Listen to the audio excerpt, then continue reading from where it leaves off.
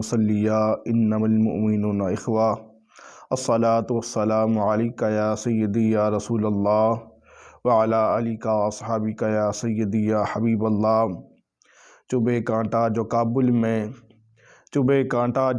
میں تو ہندوستان کا ایک ایک مسلمان بے تاب ہو جائے۔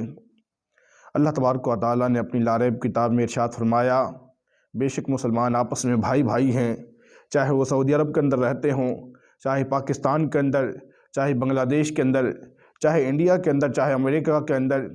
اسی لیے اقبال نے کہا تھا، ایک ہو مسلم حرم کی پاسبانی کے لیے، تم لڑو اپنے رب کی حکمرانی کے لیے۔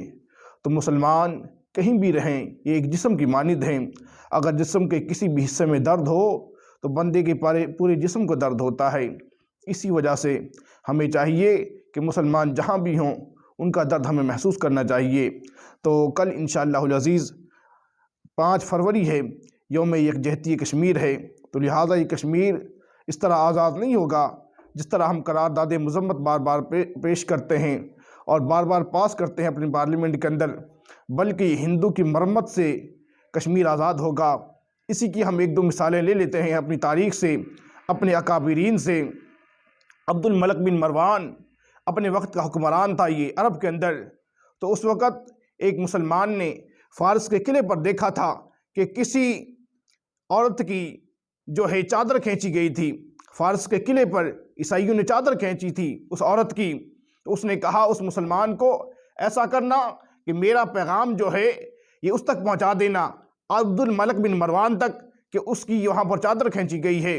تو مسلمان آیا، اس نے کہا عبد الملک بن مروان تو یہاں پر بیٹھا ہوا ہے 10,000 گھوڑوں کا استبل بنا کر۔ تو اس وقت اس نے کہا ٹھیک ہے میں ابھی کرتا ہوں اور جاتا ہوں، اس عورت کو بھی بازیاب کرواؤں گا۔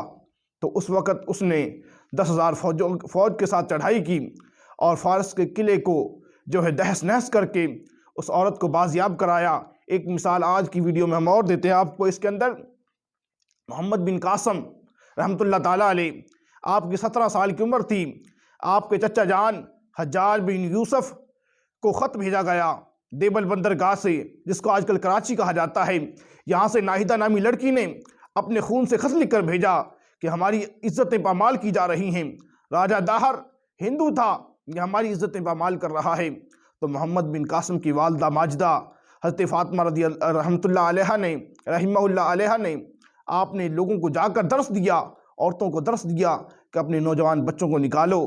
بچوں کو نکالا تو آپ 12,000 کی فوج لے کر جو ہے دیبل بندرگاہ پر آپ نے چڑھائی کی اور آپ نے ان عورتوں کو آزاد کروایا۔ تو یہ ہماری مسلمانوں کی تاریخ ہے۔ تو آج کشمیر کی بچیاں یہ دیواروں پر لکھ دیا ہے انہوں نے، کیا کبھی کوئی دوبارہ کوئی قاسم نہیں آئے گا؟ کیا کبھی کوئی عمر نہیں آئے گا دوسرا؟ کیا کوئی محمود غزنوی نہیں آئے گا؟ صلاح الدین ایوبی نہیں آئے گا؟ کیا نور الدین زنگی نہیں آئے گا؟ تو مسلمان حکمرانوں کو چاہیے غیرت کریں، خاص کر پاکستانی حکمران۔ تو اسی وجہ سے ہم بار بار کہتے ہیں کشمیر بنے گا پاکستان، پاکستان کا مطلب کیا لا الہ الا اللہ محمد رسول اللہ۔ تو ہم امید کرتے ہیں اپنے حکمرانوں سے، ہم اس بات کا وہ بھی کرتے ہیں، اصرار کرتے ہیں کہ فوری طور پر اس پر ایکشن لیا جائے۔ خالی ریلیوں سے اور یوم یکجہتی کشمیر منانے سے کبھی کشمیر آزاد نہ ہوگا، تو ہندو کی مرمت سے آزاد ہوگا۔ اللہ تبارک و تعالی ہمیں ایک دوسرے سے محبت کرنے کی توفیق عطا فرمائے اور ہمیں ایک جسم کا حصہ بن کر رہنے کی توفیق عطا فرمائے۔ وآخر دعوانا ان الحمد للہ رب